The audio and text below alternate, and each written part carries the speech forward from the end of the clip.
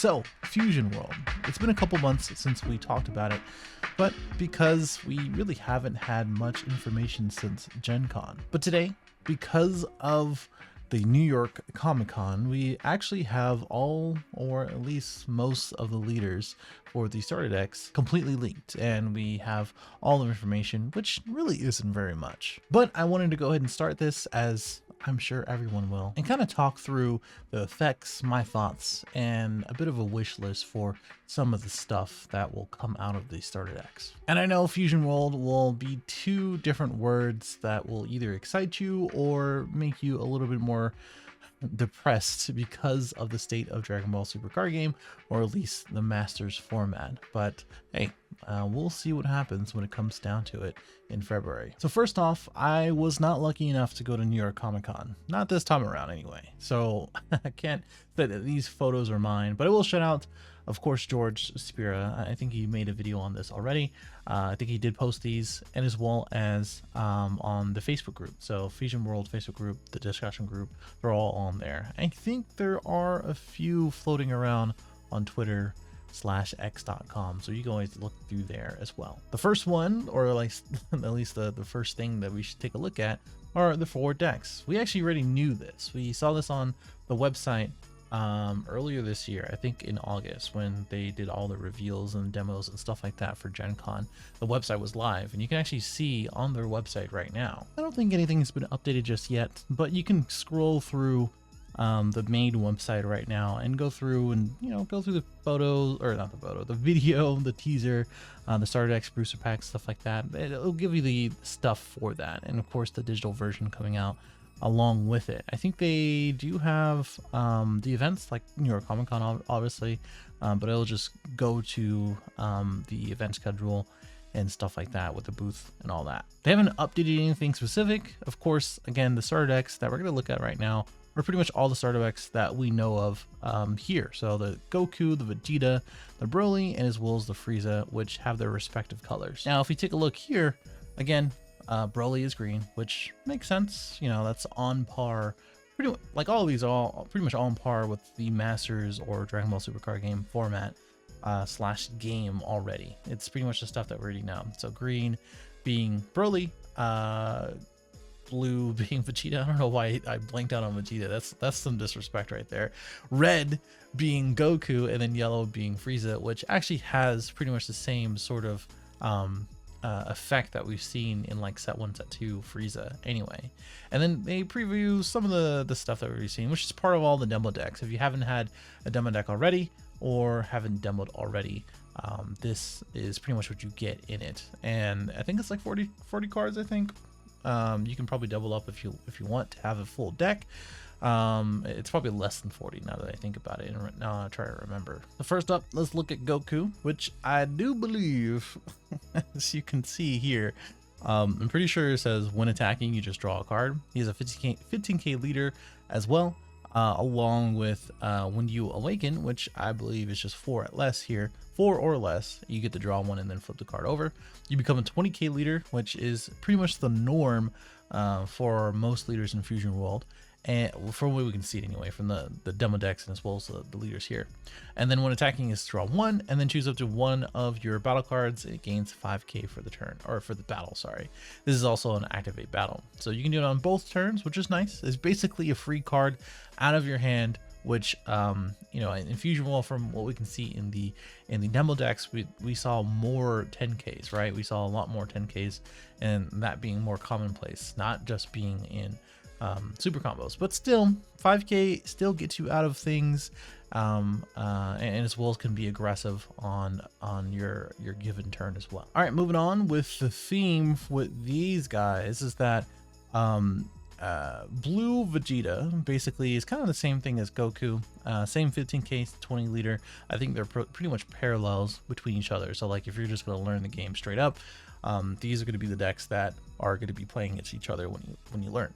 And then his activate main is kind of silly, is that if you have 7 or a few cards in your hand, this gains 15k power for the turn. So we don't know if they're going to be things that give you double strike, quote unquote. We don't know what it's called just yet, to do 2 damage or critical, I think there is critical actually. Now that I think about it, in the demo decks. I don't know why I keep thinking that I don't have one, but I have a sealed one right here, which I don't mind opening. As the energy marker, if you go second, you get an extra energy basically.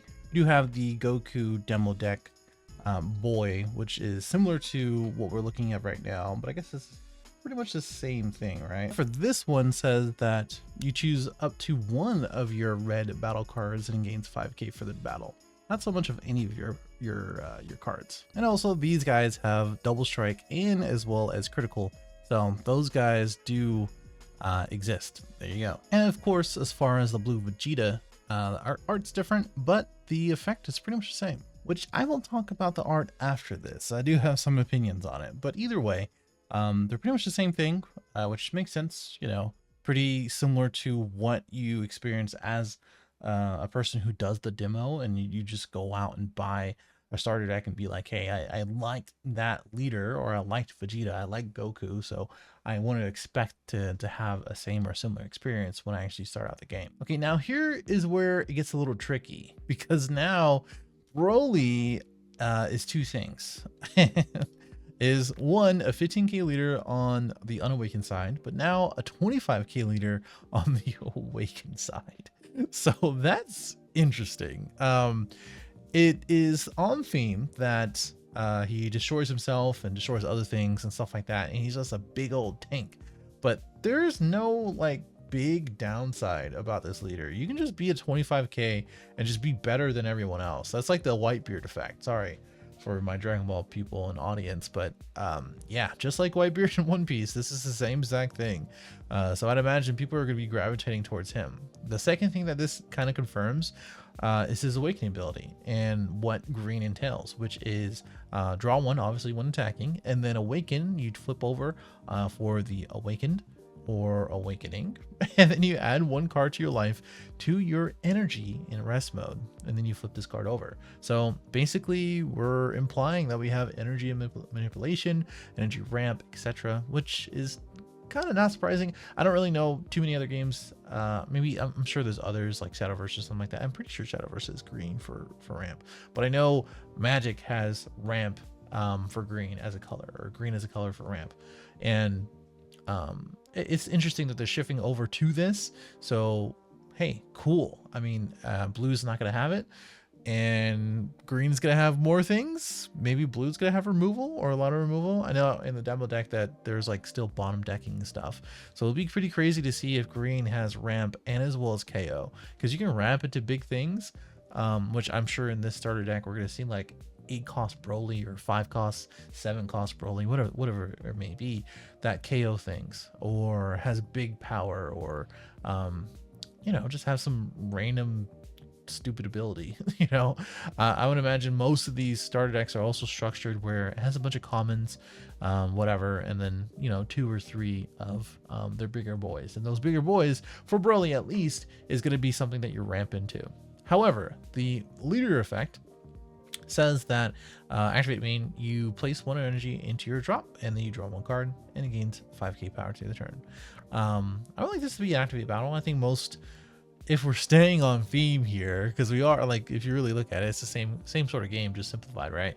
If we're staying on theme for all the master stuff in the original Dragon Ball Supercard game, this should be an activate battle. Like, Broly is an activate battle boy. Like, there's most of the stuff that Broly has in my wholehearted memory has been activate battle, and this effect would be so much better as an activate battle. Like, just let me sack an energy, draw 1, and then, you know, do that. But that's my master's sort of OG Dragon Ball brain going. I think in Fusion World we probably have to get used to some of these effects being much more simpler, right?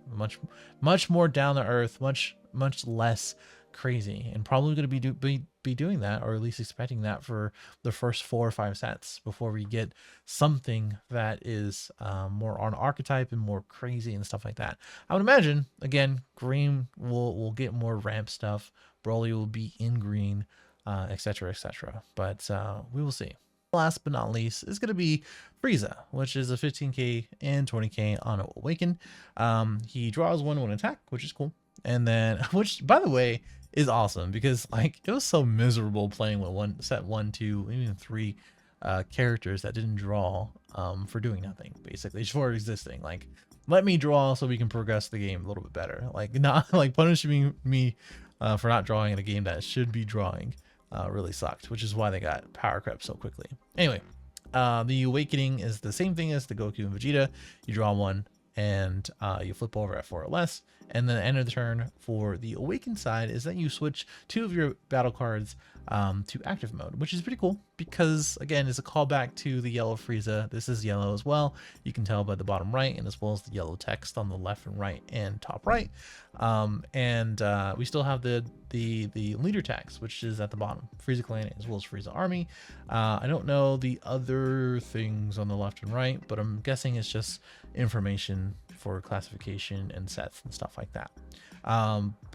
It's cool that we have Frieza Clan and Frieza Army, so we'll probably have some simplified versions of like Frieza Call and like Togoma and stuff like that. We'll probably not, honestly, I don't think, let me take it back. I think we'll probably have a Frieza, like Golden Frieza version. We'll probably won't have like the Unawakened side doing like untap one, draw one. We'll probably have that on the Awakened side if they even keep that, or we'll just have a sack a Frieza Army and then draw a card, you know, that type of thing.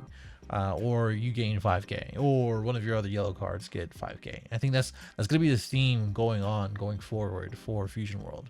This also begs the question of like how big the first set is. I don't think the website, I'm gonna look right now. Okay, it does. So Awaken Pulse. So if you're looking at the booster set, what I was going to mention is that how many cards or things are going to be available in the digital client. It actually doesn't say as far as what the digital client is going to be, but I would imagine it's 1-to-1. Whenever something gets released on the physical end, it's going to be released on the digital end as well. So all of these starter decks that we're looking at and the leaders are going to be looking at or have looked at are going to be going with Awaken Pulse in February, along with the online client that's going to be released with it. How are we going to get cards and how are they going to monetize it? We still don't know, but I know that there's been rumors and as well as confirmation from different sources where we're going to have codes and things like that. So if they're going to be doing where you can buy Fusion World or Masters, let's think about that, Masters, and you get codes out of them going forward in 2024, then that'd be sick, because now that'll play into the digital client, it'll play into each other game, stuff like that. Plus they can, you know, obviously have better sales for both. But who knows? I don't know. That's we're whatever. But we do still have secret rares. That's something to really keep in mind. Still have super rares and stuff like that. But 140 in types, we have no idea how we're gonna get it. So let's talk about 2 last things. And the first one is the art. And honestly, wholeheartedly, I don't like the art. I don't like the design of Fusion World. It's very uninspired. It's very like, what is it? How do I put my finger on it? It is not modern. That's not a good way to put it. It feels like a random Japanese designed game, right? Like if you went to Japan, if you went to Akihabara or something like that, you went up and you're like, hey, I want some playing cards, I want some trading cards, and then you just give you a random anime card game. This is the design that you're getting, right? The art itself feels weird, right? I feel like there's not any like original assets for it. Like even if you had the basic assets, like you saw obviously some of the stuff that we just looked at, some of those are coming from Masters obviously, but like some of the backgrounds, some of the effects around it, some of the like dynamic poses and things like that, they can definitely do better. And I am trying to reserve my judgment until we actually see the product, but this is the product. Like this is what we're going to get out of the starter decks. And while I will say that set 1, 2, and even 3 for OG Masters wasn't great, however, the demo decks and as well as the starter decks don't look very different. So like if we're still keeping with this as far as art and design, I'm pretty disappointed in that. And that's it's kind of a bummer. And I'm interested to see how they're going to handle like alt arts and pricing and stuff like that. The second thing is that my guess is that obviously they're probably getting just started, right? So if Bandai has been designing all of these games in their repertoire and their product line and stuff like that, it would be super surprising to make one of the biggest IPs that they have outside of One Piece, of course, be such a letdown in art. And the other part of that is that they may be using that as a parallel, or like a, I don't know, sacrifice, negative, however you want to view it, to go play and collect masters. So like we see all of this stuff for Fusion World, and you run into a person like myself and be like, wow, that looks terrible. And then you give them something to like compare with like whatever this is, whatever we're looking at here, to something like a common super rare, right? Like I like it just objectively is better to me. And I hope that's not the plan, where, you know, it's very plain and stuff, and like reuse assets in Fusion World, where if you want the good stuff, you go to new masters. But that's fine. You know, I think at the end of the day, I think Fusion World is just simplified. You can play a quick game in 10 minutes. If you want more, go to masters type of avenue, type of area, that or space that they want players to be in, and that's fine. You know, I think that is the entire purpose of the game. But we will see.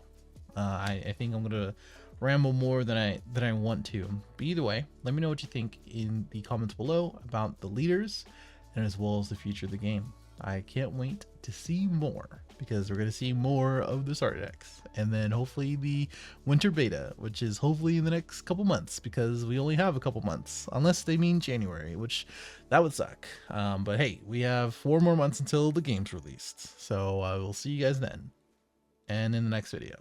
See ya.